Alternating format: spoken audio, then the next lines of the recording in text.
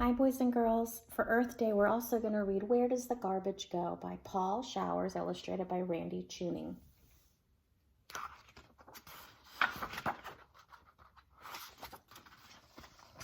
In our school, we are learning about garbage.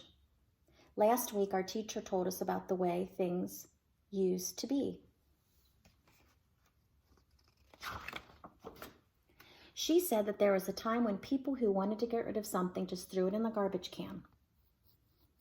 They threw in garbage like orange peels, chicken bones, food they didn't eat. They threw in the trash empty bottles, tin cans, cardboard boxes, and old newspapers. When you put garbage and trash together, you call it waste. That's what it was like a long time ago. And what would happen was once a week, the waste was collected in trucks and taken out to the dump. In the dump, there were piles of garbage everywhere, all kinds of trash, old tires, broken bottles, tin cans, old newspapers, broken chairs, sofas. In summer, the garbage rotted and made a terrible stink. Rats came to eat it, and millions of flies buzzed around. The dump was a great big mess. Today, some towns still have dumps where they leave their garbage and trash. At one time, New York City used the ocean for its dump. It loaded its waste on flatboats called barges, and tugboats pulled the barges out to sea, and the waste was dumped overboard. Most of the trash sank, but some of it floated, which we know would not be good, right? Often it floated right back to the beaches where people were swimming. Ugh, yuck. New York City doesn't know its waste in the ocean anymore. It has a special kind of dump called a landfill. Other cities have landfills too. Our town has one, and our class went out and looked at it. A landfill is a busy place. The trucks bring loads of waste from the city and dump it in big piles, and bulldozers and scrappers spread out the waste. Compactors with spikes on their wheels move back and forth over it, and the waste is all smashed and piled. After that, the trucks bring loads of soil, and the bulldozers and compactors spread the soil over the waste. The soil covers up everything, and it keeps out the rats and the flies. Then the landfill is ready for more waste. Then comes more soil to cover it up, then more waste, more soil, layer after layer. The landfill keeps piling up. It gets to be a little mountain. And here we see how they created the layer of the landfill. When the last layer of soil is spread on top of the landfill, grass and trees are planted on it, and the landfill becomes a park or a playground. Then the city has to start a new landfill, and waste never stops piling up. So when we look at our landfill, we see this chart here. It says 10% of it was plastic, 20% was other things, 13% was food and waste, 1% was glass, 6% were metal, and 50% of the landfill was paper. And again, this was a long time ago. So some cities tried to get rid of their waste, so they were burning it. They built big furnaces called incinerators and built garbage and trash in them. The heat was used to warm the stores and offices, and it was also used to make electricity. But incinerators didn't really get rid of everything.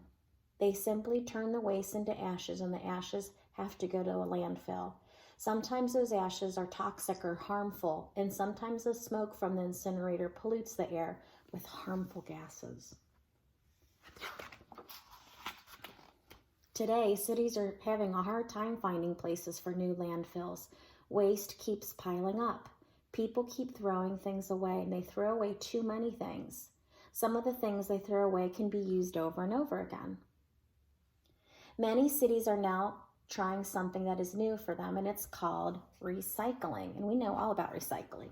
Recycling means making trash into something new instead of throwing it away.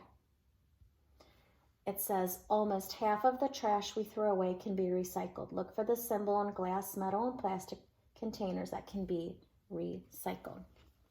And you've seen that symbol before. Our city is recycling. We still put garbage in the garbage can, orange peels, chicken bones, food we don't eat, but we keep empty glass bottles in a separate box. Aluminum cans and foil are kept separate too. When we put the cans and bottles at the curb, we pile old newspapers besides them.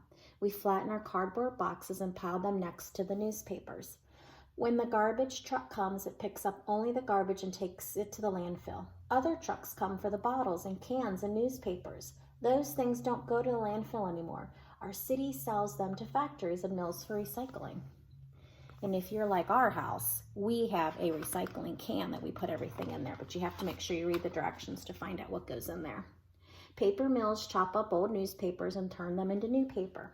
Aluminum factories take aluminum cans and foil and melt them to make new cans and rolls of foil.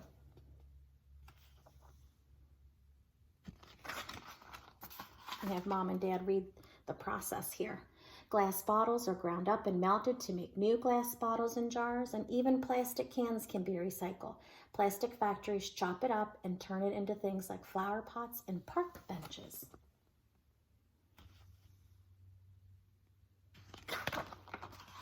What are we doing to help the environment? Well, we're separating our trash and we're recycling now. We put food scraps in a compost. Some families give away old clothes to thrift stores or maybe donate it to family members or friends. You can carry a lunch box instead of a bag, and you can also have containers instead of using plastic bags. You can make toys for dogs out of old socks. It says my mom started a recycling program. We can bring in bags to the grocery instead of using plastic. Our teacher says recycling is a good start, but we must do more. We must stop making so much waste. We must stop throwing so many things away.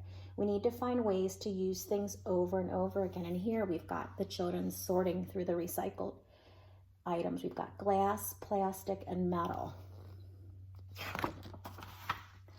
That's what we've done at home. We used to bring our groceries home in paper and plastic bags. Then we emptied the bags and we throw in the garbage. When we did that, we were just making more waste to pile up in the landfill. And we stopped doing that. Now we use string bags. They hang on our kitchen doorknob, and we go to the supermarket. We take our string bags and put our groceries in them. Really, any recyclable bag works too. You might have some at home. We never throw away our string bags. They are strong and hold lots of groceries, and we use them over and over again.